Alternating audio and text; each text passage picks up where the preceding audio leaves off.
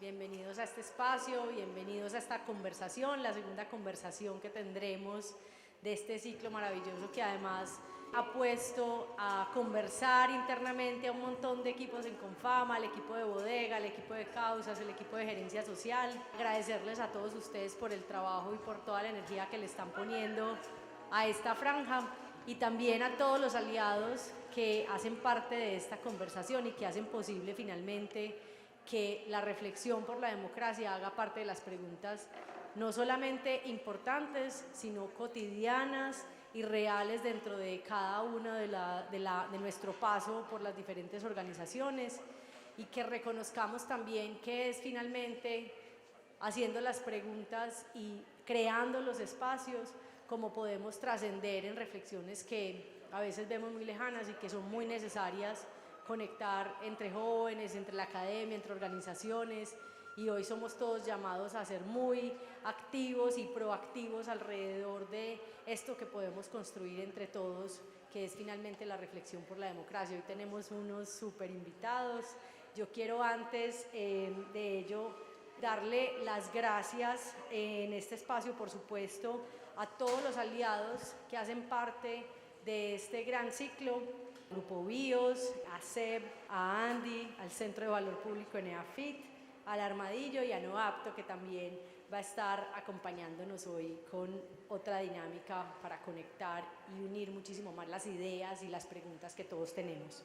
Con eso entonces quiero darle paso y saludar a nuestros dos invitados que van a estar aquí conversando con nosotros. Hoy nos acompaña, además en representación también del Centro de Valor Público de AFIT, Santiago Silva. Hola Santi, qué bueno tenerte aquí, volvernos a encontrar. Santi es profesor investigador de la Escuela de Finanzas, Economía y Gobierno de la Universidad de AFIT. Es politólogo, especialista en estudios políticos y magíster en Gobierno y Políticas Públicas de la universidad también. Bienvenido, estoy segura que será una gran conversación que va a estar orientada por Manuela Garcés del Armadillo, a quien también quiero invitar. Entonces, bienvenidos de nuevo, los invito a pasar aquí y quedamos ya en manos de ustedes. Bienvenidos, Ana.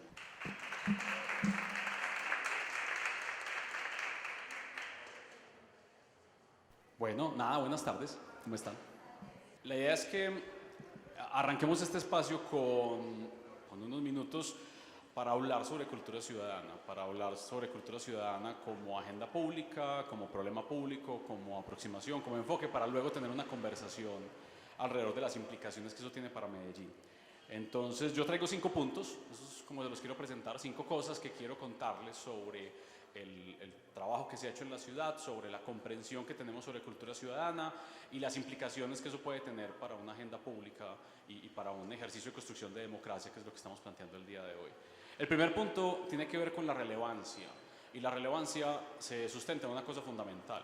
El principal problema, el principal reto de cualquier ciudad tiene que ver con un reto de convivencia. Piensen por un momento que las ciudades son una construcción atípica, tanto histórica como efectivamente. Es extraño que tantas personas intenten vivir juntas. Y es extraño porque pues, históricamente nunca lo hemos hecho, nunca hemos tenido conglomeraciones de personas tan grandes, tan diversas, en un mismo espacio relativamente pequeño, intentando resolver problemas colectivos. Y eso genera un montón de problemas de convivencia. Esa es, digamos, como la primera expresión fundamental de los problemas que enfrenta la ciudad. Esos son problemas que en principio aborda la cultura ciudadana. La preocupación inicial de la cultura ciudadana es qué tipo de valores, qué tipo de comportamientos, qué tipo de propuestas y de acciones públicas pueden adelantarse para que la gente pueda vivir bien junta. Ese es, digamos, el objetivo fundamental de esa agenda.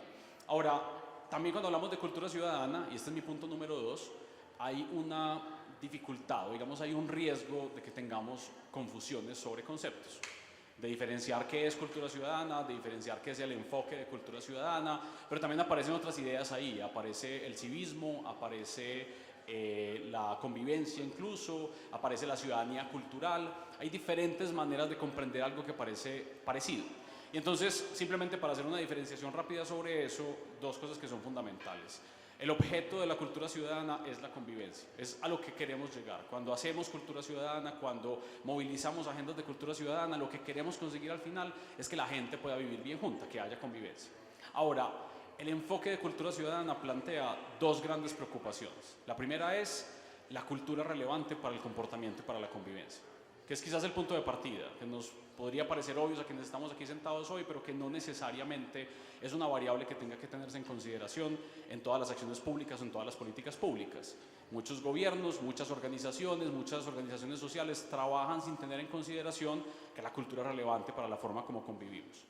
Ahora, por cultura en este caso nos estamos imaginando los elementos tanto normativos como morales, como valorativos, las representaciones, los imaginarios que definen cómo nos vemos en un lugar.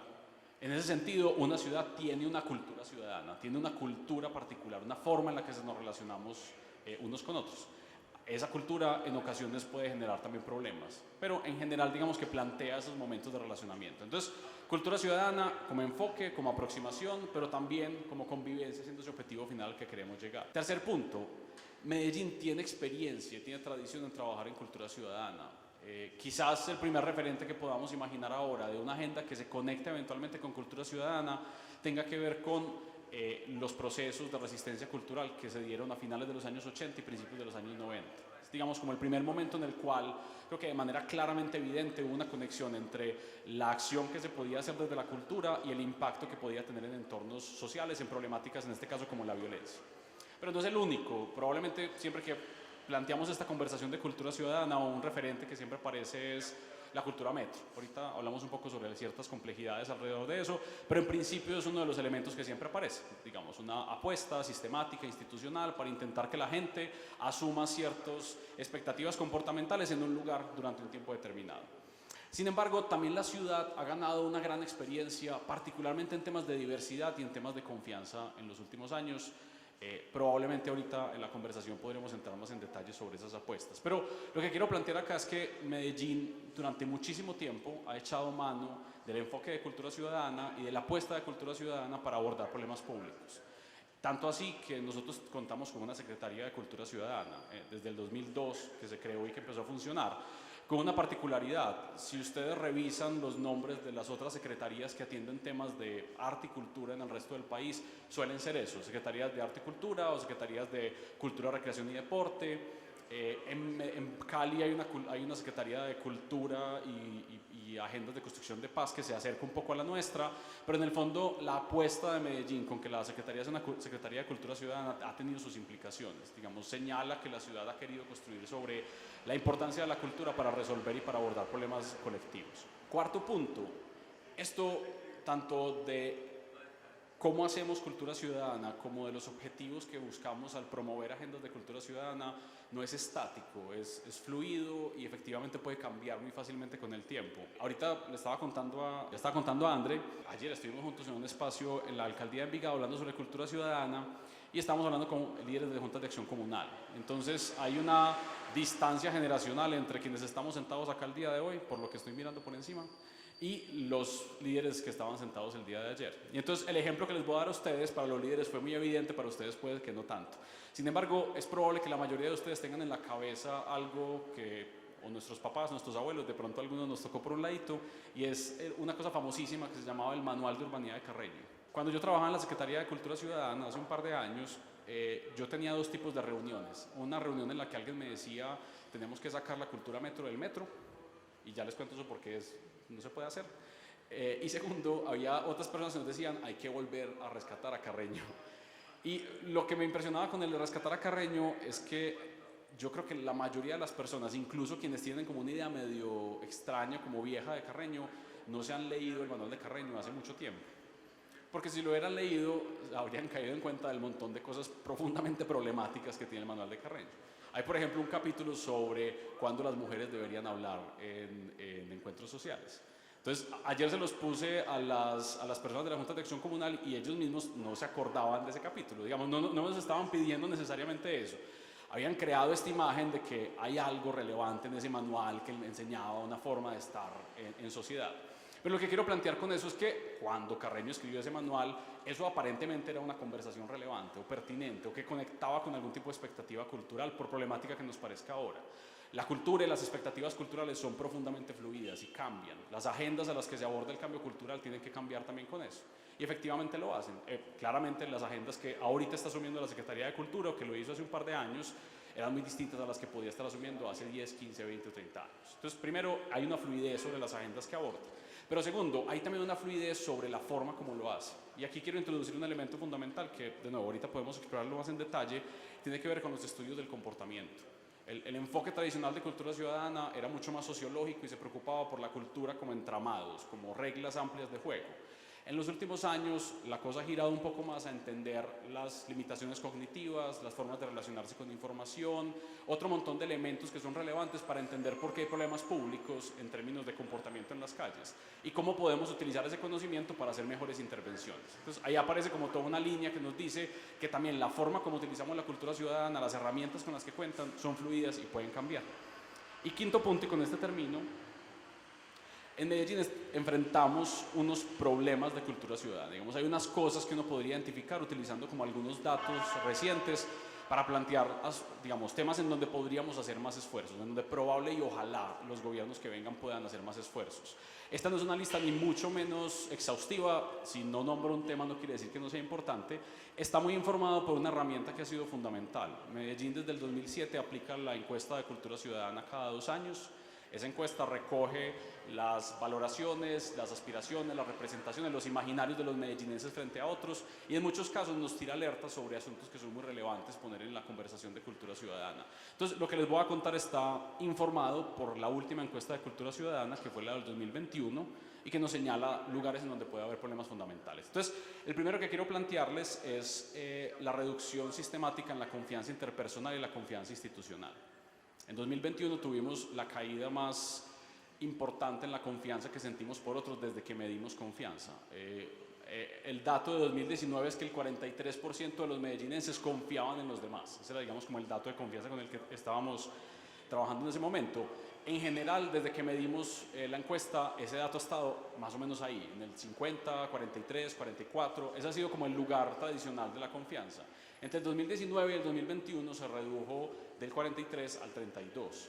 Esa reducción es muy llamativa, digamos, nunca habíamos visto un movimiento de esa magnitud y debería, digamos, plantear una alerta respecto a las implicaciones de la reducción de la confianza. Esa reducción además está conectada con la reducción en la confianza institucional que sentimos por organizaciones públicas. La segunda agenda que quería plantearles era violencia de género. La encuesta tuvo un movimiento que no habíamos visto hace mucho tiempo y fue el incremento en las justificaciones a la violencia contra las mujeres. Hace mucho tiempo, desde que medíamos la encuesta, eso no había pasado. Yo no les puedo explicar por qué ocurrió, no creo que tengamos suficiente información para decirlo con mucha certeza, pero el hecho de que haya ocurrido es profundamente preocupante y plantea sobre todo una preocupación tanto de la agenda de violencia de género y en el caso de la aproximación de cultura ciudadana, de una deuda que tenemos hace mucho tiempo en las administraciones locales en Medellín, es trabajar el tema de nuevas masculinidades, que es una aproximación que es relevante desde el enfoque de cultura ciudadana, que ha habido intentos tímidos desde la administración, pero que claramente necesita una apuesta mucho más robusta y mucho más clara. Y un tercer tema, y con este ya me bajo, lo prometo, salud mental. Evidentemente, creo que todos estamos muy conscientes de las crisis y de las dificultades de salud mental que enfrentamos, pues no solo Medellín, realmente es un problema global. En la ciudad ha habido aproximaciones muy valiosas, incluso pues, para ser justos, una de esta administración que son los escuchaderos, pero claramente se necesita mucho más. Y ahora, el enfoque de cultura ciudadana no necesariamente va a resolver la manera de la atención en la salud mental, pero sí puede ayudar muchísimo a reducir, por ejemplo, barreras culturales para acceder a los servicios de salud mental. Digamos que ahí es un lugar en donde efectivamente puede cumplir un rol importante y donde ojalá pudiera ocurrir un poco más de esfuerzos. 5 puntos como para ambientar esta conversación, no chiviar mucho lo que Manuela nos va a preguntar, pero espero que hayan sido relevantes. Gracias.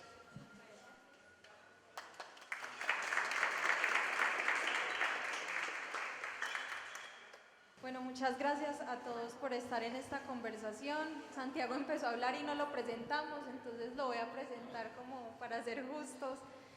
Santiago es politólogo, es magíster en Gobierno y Políticas Públicas, es profesor de la Universidad de AFIT y está acá pues porque tiene una gran experiencia en cultura ciudadana. De hecho fue subsecretario de Ciudadanía Cultural de Medellín y ahora hace parte de un proyecto que se llama Hablemos Medellín. Y también tenemos a Lucas Vargas. Lucas es profesional en estudios literarios, es también magíster en escritura creativa, también trabajó en la Subsecretaría de Cultura de Medellín, creo que trabajaron juntos, sí, ahí se ve la confianza. quería empezar esta conversación un poco por lo que hablaba ahorita Santiago de esas experiencias que ha tenido Medellín en cultura ciudadana. Yo quisiera mencionar como esos lugares comunes a los que uno se va cuando piensa en cultura ciudadana, no sé, Linda Calle, el Casapichurrias, lo que pasa en el metro, cierto, como esos personajes y también esas instituciones que uno relaciona con cultura ciudadana.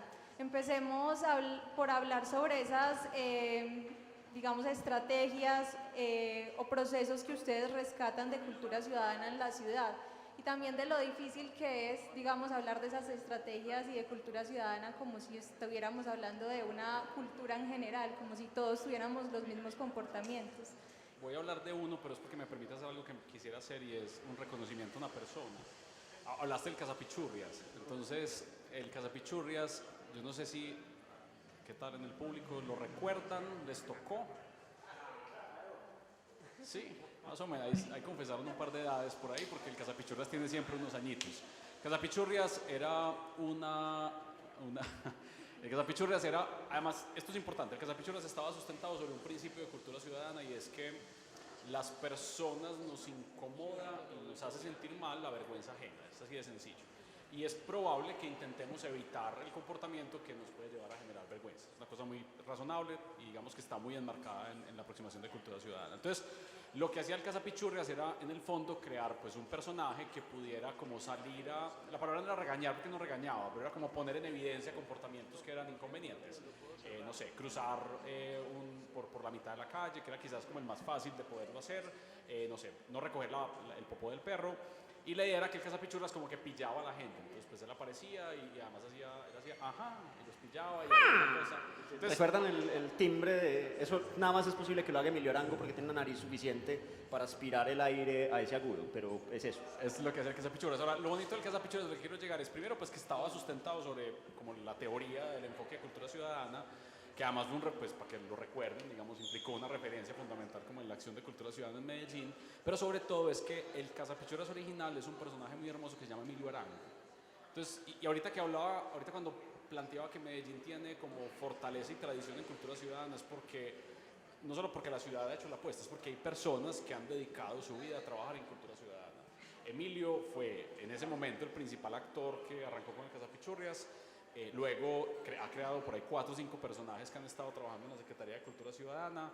En 2017 entró a trabajar en la Secretaría de Cultura Ciudadana, trabajó con nosotros en Ciudadanos como Vos y todavía continúa trabajando en la Secretaría de Cultura Ciudadana. Entonces hay como una capacidad instalada en las personas, una experiencia fundamental de ese trabajo. Pero además hablo de Emilio Arango por una razón muy importante y es que Emilio Arango es una de las personas más hermosas que conocemos en la vida y pues los que trabajamos con él cargamos esto, que es una estampita de Emilio, San Emilio.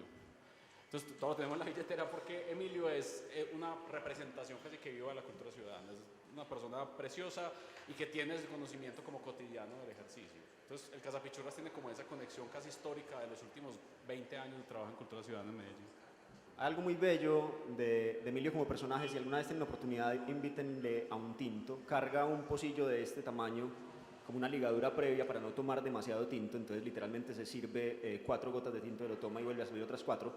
Y es la visión de Emilio que como con toda la dedicación hizo el Casapichurrias, se fue modificando cuando iba teniendo acceso a nueva información sobre estudios del comportamiento, sobre distintas maneras de utilizar el enfoque de cultura ciudadana. Ese aprendizaje constante creo que es muy importante no perderlo de norte, es decir, mirar como eventos aislados las experiencias de cultura ciudadana de Medellín puede de alguna manera generar que las problemáticas que algunas de ellas a los ojos del presente obtienen desvirtúe lo que es justamente toda una serie de metamorfosis en términos de evolución y en términos de escucha de qué funciona y qué no funciona. Entonces, aprovecho también como ahí que aparece la Arango señal en el cielo para señalar eso. El aprendizaje constante en las experiencias de cultura ciudadana es otro de los signos, quizás es altamente relevante en términos de ciudad.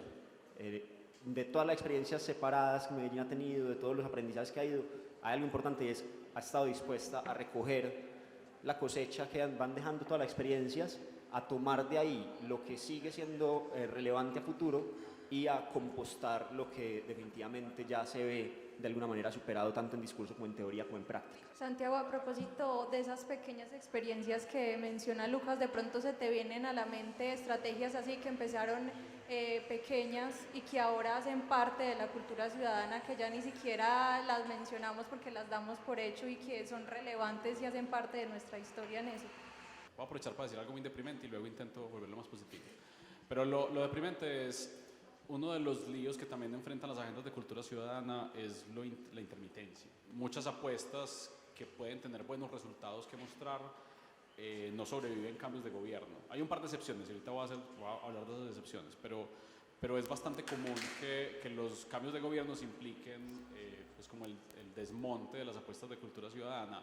Quizás por dos razones. La primera, muchas de esas apuestas son muy bullosas, pues requieren hacer, digamos, mucha presencia en términos de comunicación pública y eso las amarra al personaje que las va a representar. Entonces, no sé, comprensible que el cambio de gobierno implique que tenga que cambiar esa aproximación. Pero lo segundo es que también, y ahorita también podemos hablar de eso, la plata cambia y cambia sustancialmente. La Secretaría de Cultura Ciudadana ahorita sí, estos últimos años está bastante financiada, pero la Subsecretaría de Ciudadanía Cultural, que es el lugar desde donde se hace como activamente cultura ciudadana, es una subsecretaría que puede pasar en 4 años de tener, no sé, un par de miles de millones de pesos de presupuesto a tener un par de cientos.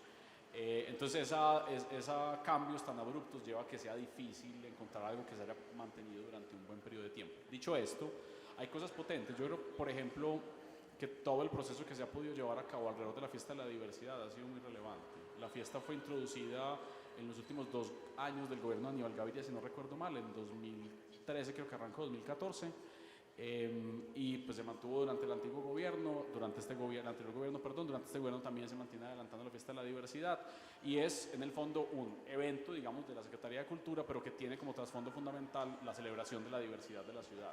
Y de ahí se desprenden un montón de conexiones y de movilizaciones alrededor de la diversidad que tiene Medellín. Yo creo que ese, por ejemplo, es un buen ejemplo de una iniciativa que ha sido capaz como de sobrevivir en el tiempo, más allá de que sea más grande o más chiquita de lo que uno pensaría. Y una segunda que propondría, digamos que con algo de timidez por asuntos de ego, y es que es Cultura Parque. Entonces, Cultura Parque es una estrategia de apropiación del espacio público que empezó en 2016, que todavía se está implementando y que en el fondo lo que utiliza es ejercicios como de participación ciudadana y de activación cultural para hacer presencia en espacios públicos que pueden tener algún tipo de problema de convivencia. Y ha sido, digamos, bastante exitoso con algunos evaluaciones de impacto bastante positivas. Digamos, hay buena como evidencia y también como apropiación ciudadana de que la estrategia es algo que funciona en la ciudad y pues eso lleva varios años funcionando con algo de efectividad. Hasta el momento hemos hablado de, digamos, estrategias bajo la sombrilla específica de cultura ciudadana, pero quisiera salirme un poco de esa sombrilla y también hablar de la cultura en general, de las artes, de la escritura, de la música. Y esta pregunta va para Lucas, de por qué es importante apostarle a eso, y apostándole a eso también le estaríamos apostando a la cultura ciudadana. ¿Por qué invertirle a eso también es invertirle a la cultura ciudadana? El papel de las artes en cultura ciudadana tiene un origen marcado, incluso confesado por ahí en un par de entrevistas, que se enraiza en un señor de apellido Śląski, Víctor Śląski. Víctor Śląski escribió un texto que es la pesadilla de todo estudiante de primer semestre de literatura, que se llama El arte como artificio, y en El arte como artificio, Śląski, que hizo parte de los formalistas rusos que están preguntando qué carajos es el texto literario y qué lo diferencia de otros textos, presenta el concepto de extrañamiento. Śląski dice que lo que hace literario un texto y lo que hace arte, a cualquier forma de arte, es que tiene la capacidad de extrañamiento, la capacidad de crear un quiebre en la experiencia cotidiana de la vivencia de los espacios y la vivencia de la cotidianidad para establecer un punto en el cual quien se acerca a esa experiencia dice esto es distinto. El extrañamiento tiene 2 características fundamentales. La primera, genera la posibilidad del asombro, y la posibilidad del asombro no debe ser nunca subestimada porque el asombro es casi que el punto clave de la curiosidad. la curiosidad es lo que genera cualquier tipo de transformación, sea científica, sea social, sea individual, ¿cierto? Si usted se asombra ante algo, se pregunta qué carajo es esto, pueden empezar a pasar cosas. Y lo segundo que hace el extrañamiento es que genera memoria. Nuestra memoria es altamente selectiva, tendemos no a recordar lo que ocurre muchas veces, la repetición borra de la memoria, es una paradoja curiosa, sino que tendemos a recordar aquello que se sale de lo común. Entonces, el extrañamiento que Slowik plantea va a permitir que el arte se entienda como una buena manera, como una práctica potente al momento de generar asombro y memoria ante algo que nos permite una reflexión. Entonces, pensar en qué somos como sociedad, en qué queremos ser como sociedad y en quiénes queremos ser como ciudadanos, ciudadanas y ciudadanas, va a durar más como conversación, va a ampliarse más como conversación si la pregunta inicial está acompañada de algún tipo de intervención artística. No es la afirmación de que todo arte es pedagógico, eso sería un reduccionismo tremendo, pero sí tiene capacidad de ampliar la vocación pedagógica de cualquier tipo de discurso. Por ahí va como esa conexión, por esa la importancia de que no sea simplemente como, listo, vengan, tengamos la conversación de qué tipo de ciudadanas queremos ser. Es como, no, venga, tengamos la conversación de qué tipo de ciudadanas queremos ser, una vez detonemos esa conversación, eso, eliminar vicios de lenguaje. Una vez sembremos esa conversación a través de algo puntual que va a permanecer en nuestra memoria, que nos va a parecer lo suficientemente distinto para que nos genere curiosidad y que desde allí podamos empezar a elaborar respuestas. ¿Tenés de pronto en la mente alguna de esas intervenciones artísticas que sea la muestra de eso? Sí, se me ocurren un par como de primerazo. Hay elementos de la cotidianidad que permanecen desconocidos porque, insisto, la reiteración borra de la memoria. Hubo algo que hicimos durante la estrategia de Medellín está llena de ciudadanos como vos, que consistía en el reconocimiento de acciones prosociales que ya estaban ocurriendo en la ciudad con cierta regularidad, pero que al ser tan regulares, al estar pasando con tanta cotidianidad, pues permanecían escondidas. En términos de arte, cogimos Teatro Invisible para celebrar a los conductores, a las conductoras que daban el paso en el vehicular al llegar a una cebra, a los peatones. Entonces, en ese momento ocurría un concierto express, una comparsa, sacaba 3 bombos, hacía una presentación musical para ese conductor, esa conductora que se había detenido y le entregaba algún tipo de una postal que le recordara. Como, vea, muchas gracias, esto que usted acaba de hacer es muy valioso. Insisto, ya estaba ocurriendo, las personas ya lo estaban haciendo cotidianamente, lo estaban haciendo porque surgía de su experiencia vital, pero cuando ocurría esto, cuando aparecía la intervención artística, musical y teatral, en ese instante pues pasaban varias cosas. Quien iba conduciendo, por una parte, lo guardaba en su memoria, decía, bueno, esto fue distinto a las otras veces en las que he frenado, pero, y este es el mayor impacto, quienes estaban alrededor veían ese comportamiento y caían en cuenta de que ese comportamiento era importante. De pronto, el comportamiento que había pasado desapercibido en otras ocasiones, en ese momento, por la intervención musical, por el gesto artístico de reconocerlo, ganaba la posibilidad de permanecer en la memoria y decir, ve, esto vale la pena que lo conversemos. Un poco contrario a lo que hace el cazapichurri. Nuestro cazapichurri a la inversa, esa es la manera como siempre lo digo. Bueno, ahora quisiera hablar de pronto de esas problemáticas sociales que vivimos en Medellín, que no estamos enfocando específicamente en cultura ciudadana. Se me viene, por ejemplo, a la cabeza el problema de violencia e inseguridad. Cuando hablamos de esos temas siempre hablamos de fuerza pública, de poner más policías. Quisiera abordar qué temas, qué problemas se les vienen a la cabeza que no estemos abordando en este momento o que sí, que falta más inversión, que tienen mucha relación con la cultura ciudadana. Medellín es una de las ciudades que tiene más riñas en Colombia, incluso pues, por la población tiene muchas más que Bogotá, digamos, proporcionalmente. Entre el 2016 y el 2019 en Medellín hubo un poco más de, a mí me corrige que se saben los datos, un poco más de 200.000 riñas. Entonces pónganse a pensar que 200.000 riñas implica, pues para que peleen necesitan menos 2, que potencialmente pudo haber 300, 400.000 personas en Medellín en 4 años que pelearon en la calle. Además son riñas reportadas, digamos, gente que llamó al 123, la policía fue y dijo efectivamente hubo una riña. Eso es una cantidad tan absurda de violencia cotidiana que yo creo que a veces pasa desapercibida. En el caso además de Medellín, que tiene pues un poco también como la violencia homicida, como un recordatorio constante de sus retos en términos de violencia, creo que como esa tragedia colectiva grande de las riñas queda un poco por debajo de la conversación. Ahora, con las riñas hay una particularidad y es que son muy circunstanciales. Las personas pelean en Medellín de maneras muy particulares. Las riñas ocurren por consumo excesivo de alcohol y en espacio público. Y los protagonistas son, adivinen, muy bien, pero además pues protagonistas el 99% de los participantes son hombres. Y ocurren en horas y en lugares muy específicos. Digamos, en el fondo, la gran cantidad de las riñas en Medellín ocurren en circunstancias de esparcimiento, de alto consumo de alcohol, en donde los hombres terminan peleando en la calle después de estar más o menos borrachos. Es, digamos, como y en el fondo, probablemente la mitad de los casos, de esos 200.000 casos en 4 años, sean esa historia tan clara. Ahí hay mucho que se puede hacer. Hay una experiencia que se hizo en Bogotá alrededor de entornos protectores y de amarres previos para los momentos que llevan a riñas. Si sabemos que todo eso tiene que ocurrir, que un hombre tiene que ir a un lugar de esparcimiento, tomar demasiado alcohol y luego encontrarse con alguien para tener una pelea afuera, pues hay un montón de lugares en donde podemos intentar intervenir. Entonces lo que hicieron en Bogotá fue una combinación entre establecer incentivos para los locales de esparcimiento nocturno que fueran capaces de avisar riñas previo a que ocurrieran. Pues, digamos, un dueño de un bar sabe cuando algo está empezando como a no ir por el camino correcto y podría perfectamente llamar a la policía. Entonces lo primero era incentivos asociados a ese primer como comportamiento particular. Y lo segundo fue toda una estrategia para intentar crear como entornos, un poco una estrategia como para abordar a los malos tragos. Un poco la idea era como los grupos de amigos saben más o menos quién es el que puede estar más en riesgo de llegar a esa situación.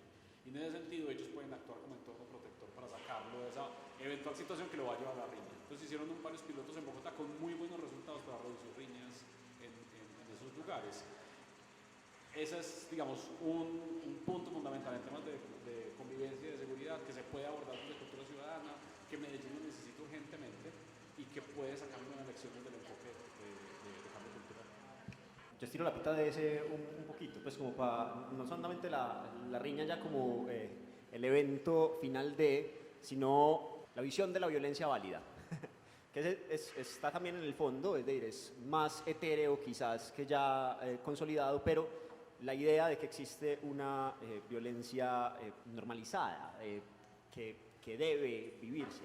Y ese pues, está completamente asociado a, pues, por una parte, pensar masculinidades a fondo y, por otra, justamente a esa historia que sigue siendo una cicatriz que no ha cerrado todavía del todo. Solo un datico para complementar eso, Luqui, qué pena, y es, en la encuesta de cultura ciudadana todavía, diría yo, porque es muy extraño este dato, no es muy grande, pero es muy extraño, y más o menos el 15% de los encuestados dicen que se justifica usar la violencia para defender el honor.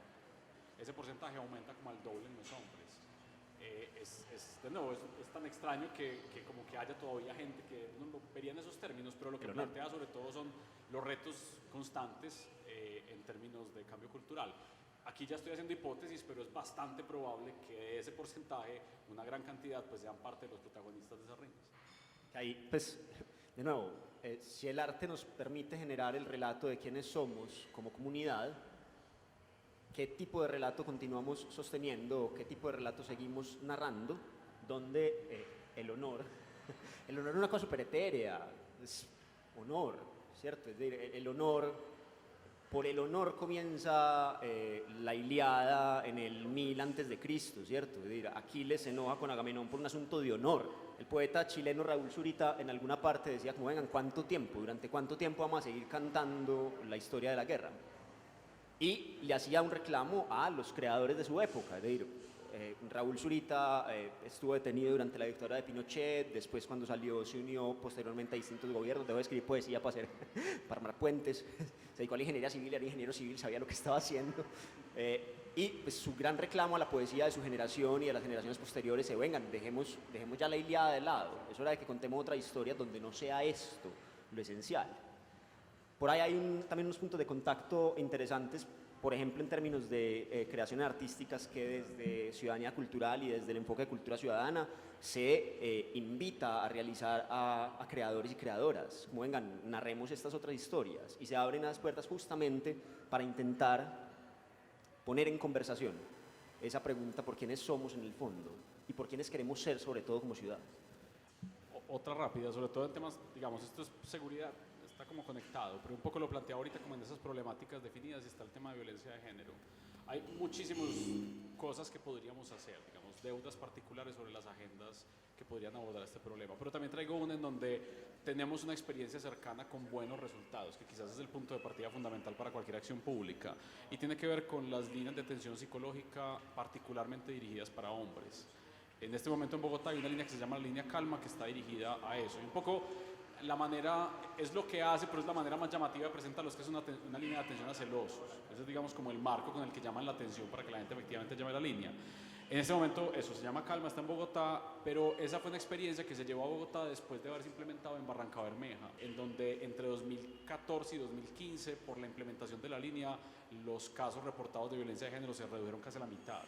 Barrancas más pequeñas, digamos, es otra cosa que hablar de Bogotá. Bogotá está teniendo muchas dificultades para que los efectos sean similares, pero esa idea fundamental de poder entender bien cuáles son las circunstancias que llevan un problema y poder intervenir de una forma en la que se conecte con las disposiciones como comportamentales y culturales están ahí presentes.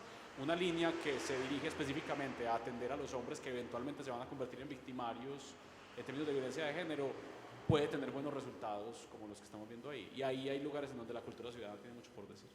Y para complementar como esa experiencia puntual en términos narrativos, la línea Calma en Bogotá está pues, además como acompañada de todo un extra de cómo hablamos de nuevas masculinidades. Es la escuela Hombres al Cuidado, es itinerante y incluso intenta invitar a las personas, a los hombres que llaman a la línea Calma, como venga, además participe en esto. Es escuela formativa para eso.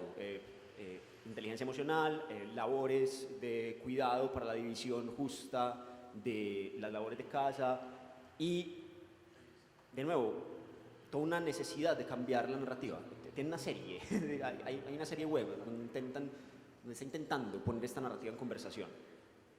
El éxito, el fracaso, el alcance de cada una de estas cosas pues será variable a lo largo del tiempo dependiendo de qué criterios se utilicen para evaluar, que además es súper complejo evaluar cualquier cosa en cultura ciudadana, pero la importancia de que exista la narrativa o que existan las preguntas sobre esa narrativa en la sociedad son vitales, es una pregunta identitaria profunda. Bueno, ya estamos terminando la conversación, así que los invito a que vayan pensando en preguntas para los dos invitados porque vamos a abrir un espacio para eso. Y aprovechando que acá tenemos un público que también viene de las empresas, me gustaría preguntarle a Santiago, hemos hablado del papel de la ciudadanía, de las instituciones y ahora pasemos al papel de las empresas y si estas pueden servir como una especie de laboratorio de estrategias de convivencia para que luego las ampliemos pues a la ciudad. Yo creo que sí, quizás lo más, digamos, la evidencia que tenemos de la relevancia no la dio el COVID. Hay varias investigaciones que se desarrollaron durante la pandemia que demostraron que los empleados de las organizaciones le ponían más atención a las indicaciones que les daba o el gerente de la empresa o la persona de desarrollo humano para comportamientos de cuidado de los que daban los gobiernos. Entonces, plantea de manera evidente que para las personas es muy importante lo que pasa en su organización. Y de nuevo, habrá matices en el nivel como de conexión identitaria entre el empleado y su organización, pero en general la gente asume como algo relevante lo que pasa en esos lugares y lo que piensan sus compañeros y lo que hacen.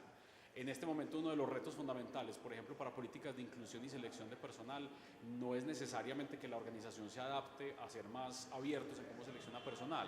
Son problemas culturales internos, que cuando una persona entra en una organización, lo que encuentra en términos de aceptación y de tolerancia cultural sea razonable. Y muchas dificultades están porque no lo hacen. Entonces uno puede tener el proceso de selección más amoroso y abierto y bajito como en sesgos posible, pero si la persona entra en una organización en donde la cultura organizacional lo va a rechazar, pues digamos, no hicimos nada. Es un poco el punto que quiero plantear acá.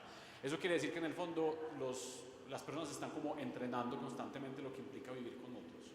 Y lo hacemos, sí, digamos que a nosotros también nos pasaba mucho cuando hablamos de cultura ciudadana que nos decían, no hay nada que hacer con la gente, concentrémonos en los niños. Y pues uno dice, pues sí, es muy importante lo que pasa con los niños, pero las personas aprendemos cosas y aprendemos y ajustamos nuestra forma de relacionarnos con otros hasta que nos morimos. Entonces, claro, en la escuela es un lugar fundamental, pero en las casas también, en los barrios, las personas aprenden cómo socializar, cómo establecer relaciones con otros en las relaciones cotidianas que ocurren en sus edificios, en sus unidades, en sus barrios. Efectivamente, las organizaciones cumplen un rol fundamental y lo cumplen sobre todo con una cosa que quisiera plantear y para terminar. con algo que podríamos llamar como señalización social, con señalar cosas que son deseables e indeseables, con cosas que son socialmente relevantes, que son importantes o cosas que no. Las empresas tienen mucha influencia de plantear esa información a las personas y, como dio el ejemplo del COVID, el rol de las personas que cumplen algún rol de dirección en la organización son fundamentales. La persona más independiente en su fondo, igual, así lo neguemos hasta el final, estamos pendientes a lo que hacen nuestros jefes. Entonces yo puedo plantear que soy la independencia, que nada más no lo soy pues, pero la independencia y la frescura y la amplitud, y estoy profundamente consciente de lo que diga y haga Claudia Restrepo a la hora de lo que la universidad espera de mí, lo que plantea, qué ocurre dentro de la universidad, cómo debería ser un profesor de AFI. Que yo lo convierta en parte fundamental de mi vida o no, quizás es otra conversación, pero esa interacción está ahí presente. Entonces, no hay que subestimarlo primero, y segundo, hay que ser muy cuidadoso porque también podemos hacer mucho daño. Una organización también puede plantear conversaciones muy dañinas o plantear expectativas muy dañinas para las personas. Ahí hay algo, y es, cuando hablamos de cultura ciudadana y de intervención hemos hablado desde gobierno, pues en el fondo, incluso como personas particulares, estamos construyendo ese relato de quiénes somos como ciudad. Es decir, también desde el mínimo de lo privado, que es el individuo, hay esfuerzos que construyen un relato. Y hay algo que ocurre muy bellamente, y es que prestar atención a esos relatos que como individuos proponemos puede permitir escalarlos a relatos más amplios que cuando los escuchan o cuando les ponen atención quienes tienen el poder de amplificar. En Medellín el ejemplo de la tienda de la confianza es un ejemplo de algo que ocurre con mucha anterioridad, espontáneamente, ciudadanamente. El En Vos Confío de la Universidad de Antioquia me tocó a mí en el 2008 y la tienda de la confianza fue del 2019. Es decir, hay una distancia de 11 años en los cuales ya se había observado que este comportamiento de confiar en las personas para un negocio de un estudiante, del privado completamente, yo voy a montar esto porque yo, pero ahí está una conversación. Y ahí había un potencial de intervención y un potencial de, vengan, pongamos esto sobre la mesa para conversarlo. Ya alguien lo había hecho individual, lo que se hizo fue prestarle un amplificador lo suficientemente relevante.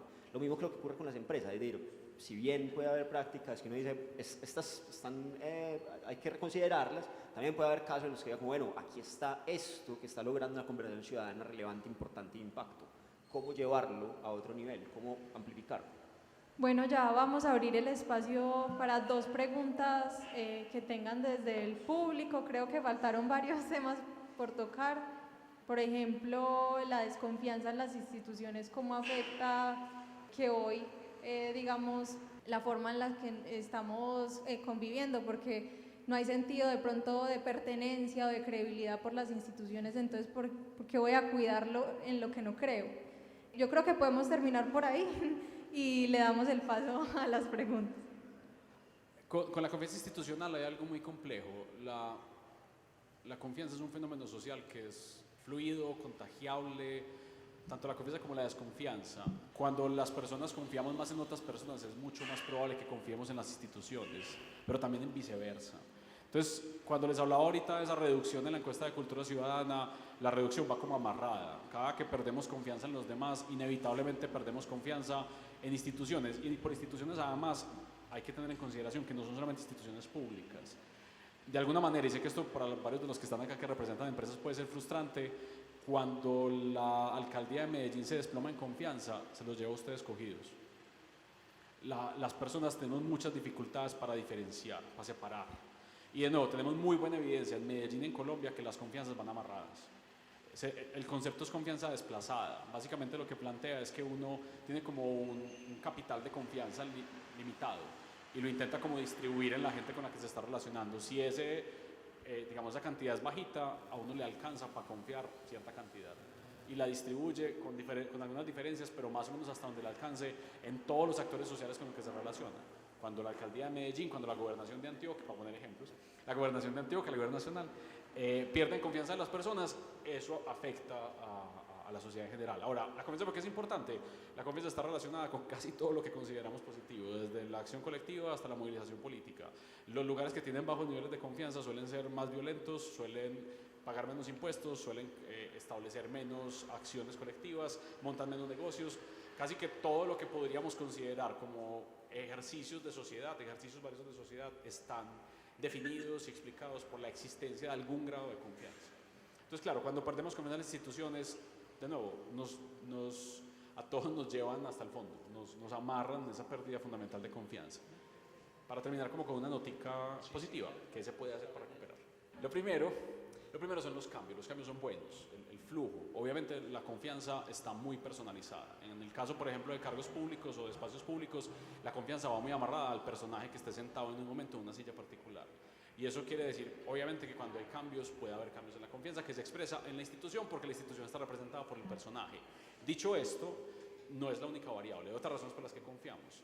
Y hay un punto fundamental en esto. La confianza en ocasiones requiere evidencia. Cuando confiamos en instituciones públicas necesitamos evidencia para mantenerla. El control ahí es fundamental. Entonces, un poco lo que yo propondría aquí es, nosotros deberíamos intentar confiar más en las instituciones, pero mantener un nivel razonable de desconfianza en los políticos.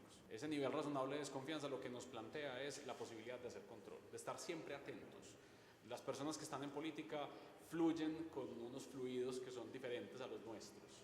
Los ciudadanos de a pie no tienen en la cabeza las cosas que tienen en la cabeza estas personas. Esta no es una relativización como de normas, pero sí plantea que hay un riesgo mucho mayor en que una persona que esté en política incumpla esas expectativas. Y en ese sentido hay que mantener una cantidad razonable de desconfianza en cualquier persona que esté trabajando en política.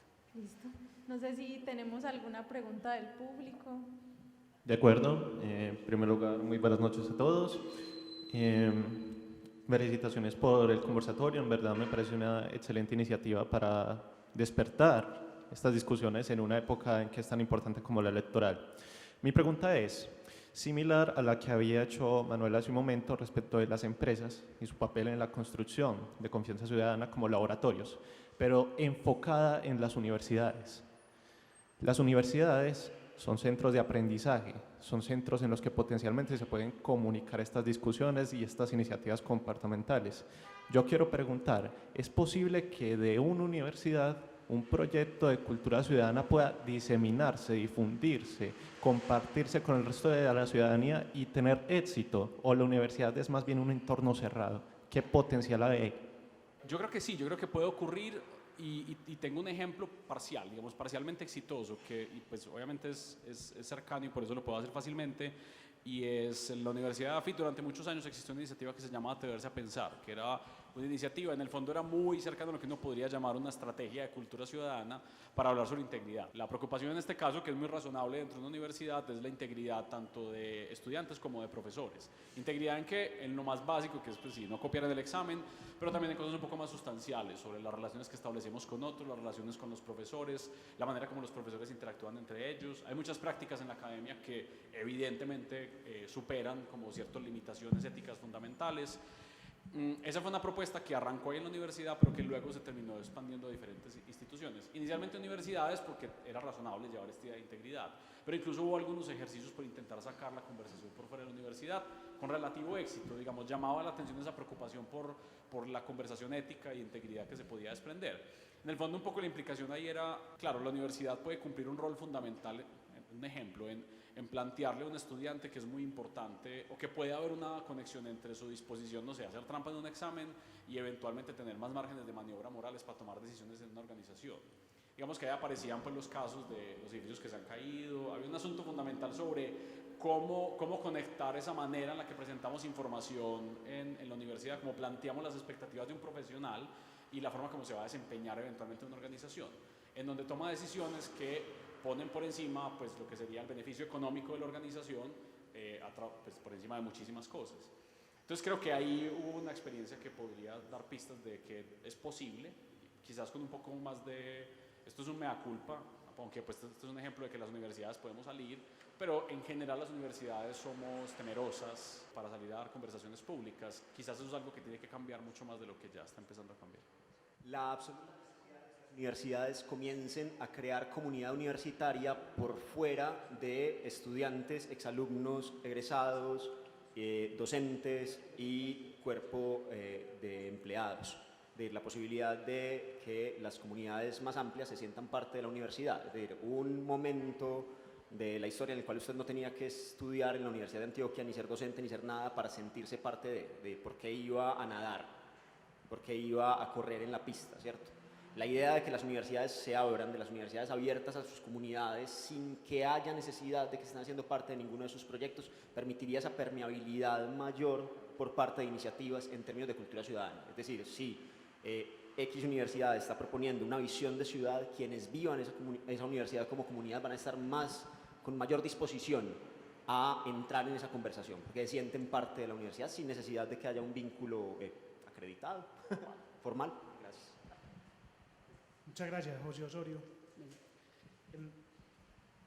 Bacanísimo el conversatorio, ¿verdad? Genial. Pero cuando yo entré me hice una pregunta y yo hice, democracia. Entonces, si el conversatorio va a ir a la democracia y la democracia es una forma de gobierno, yo inmediatamente hilo gobierno a lo que es una ideología. Y el problema que hoy tenemos nosotros no son tanto los gobiernos, sino las ideologías. Y si las universidades tienen miedo a hablar de política, las empresas sí que estamos asustadas. Las empresas podemos tener repercusiones delicadas en eso. Y uno, muchachos, yo no estoy hablando de inteligencia, pues ustedes son más estudiados posiblemente. Yo me refiero a experiencia, ¿cierto? Y he vivido 42 de mis años, pues me han tocado bastantes alcaldes. Y he visto cómo a medida que pasa el tiempo, esa democracia empieza a perder su sentido, que es la convivencia en armonía, porque los gobiernos tienen que escuchar a todos para poder buscar eso, supuestamente la armonía. Recuerden que les dije, democracia es forma de gobierno. Eso es una forma de gobierno. Entonces, ¿cómo es posible que nosotros hoy podamos hablar de democracia cuando muchas de las personas nos tenemos que quedar callados con lo que pensamos? Entonces, la invitación es cómo nosotros podemos, desde empresas, decir lo que pensamos sin temor. Tenemos miedo, y lo digo a nivel personal, pero ¿por qué? Porque nosotros tenemos experiencias, hemos tenido vivencias que han hecho que las situaciones políticas uno tenga que quedarse callado. Esa es la invitación. Y más que invitación, la quería hilar a la pregunta de él. Si las universidades tienen miedo, imagínense la empresa privada. Hoy hace 15 días me encontré con Santiago en un evento Neafit en el que se conversó con la gente de Edelman, que es una firma internacional que es una evaluación sobre temas de confianza. Y con esa misma pregunta íbamos nosotros, 3 personas de Confama, y nos encontramos un dato súper relevante para meterle más candela a ese comentario, y es que la gente parece tener una especial confianza en lo que le dice su empresa o su empleador, ¿cierto? Entonces, sumado a eso que le está preguntando y a la pregunta más general de cuál debería ser el rol de las empresas en la democracia, y particularmente pues en los momentos de elecciones, en los momentos electorales, pues cómo juegan las empresas con ese asunto de la confianza que sus trabajadores parecen tener en sus líderes o en sus CEOs o en fin, en esos temas. No, pues yo no voy a responder bien a esa pregunta. Voy a responder mal y parcialmente. No, mentira, yo creo algo y de nuevo, también lo voy a hacer parado aquí pues como con el carnet de AFIT muy bien puesto, y es, sí, es siempre que uno sale a un espacio en el cual tiene que plantear una opinión política clara y activa, le da dolor de estómago. Nosotros tenemos una especie de protección general que es la de ser profesores, entonces la gente dice como no, pues que el profesor diga lo que va a decir y pues no pasa nada.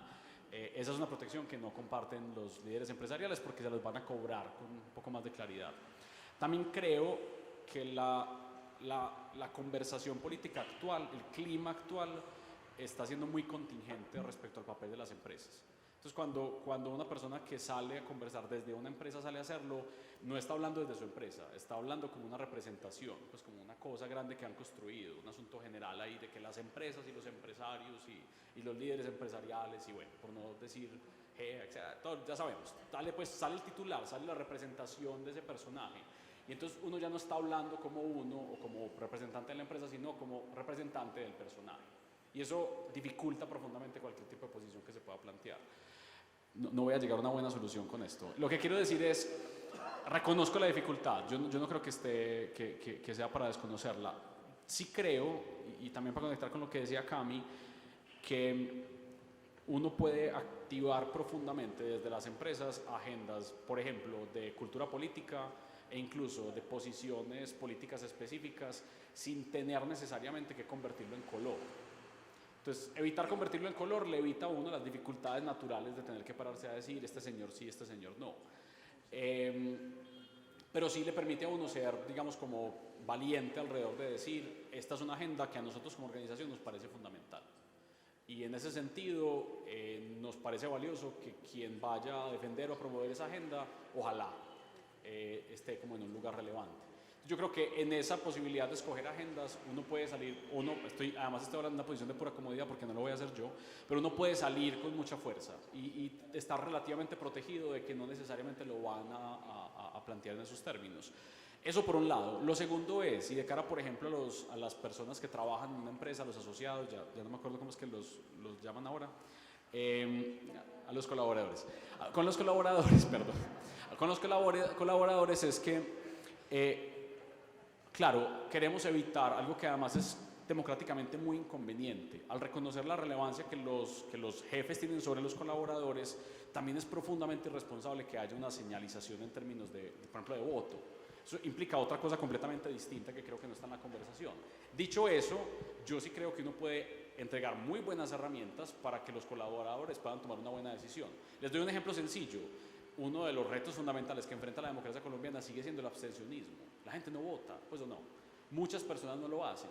Entonces, ahí hay un lugar donde uno puede desarrollar una agenda muy robusta, con mucha fuerza, para que la gente vote y no tiene que tomar posición en ningún caso.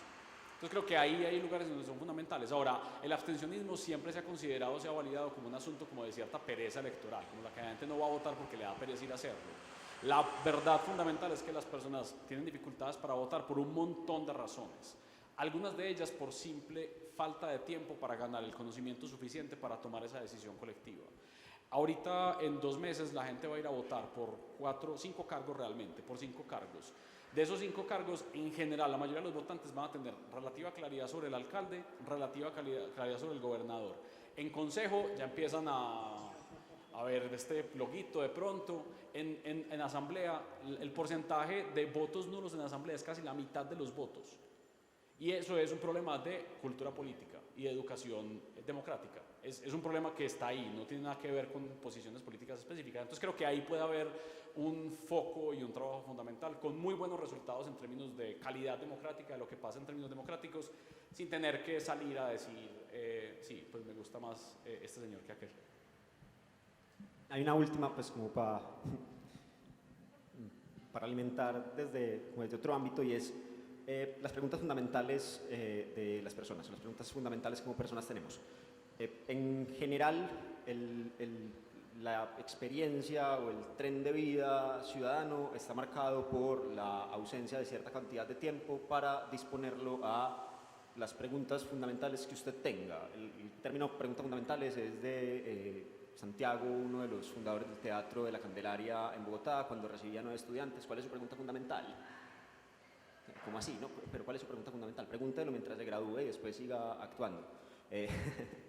En el fondo, esa idea de después siga actuando, al tener su pregunta fundamental, tomémoslo en términos de acción. De usted actuar sin preguntas fundamentales es complejo. Entonces, creo que como sociedad hay un deber mutuo de acompañar a las demás personas para que tengan el espacio, el tiempo y las herramientas para formularse y entrar en sus preguntas fundamentales.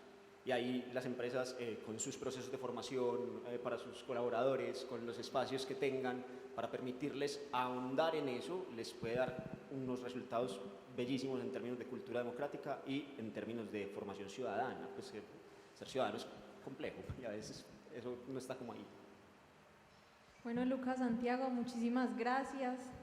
Ahora le vamos a dar paso a Miguel, que está por allí, de No Apto, que vamos a ampliar estas preguntas para todos. Bueno, muchas gracias a todos.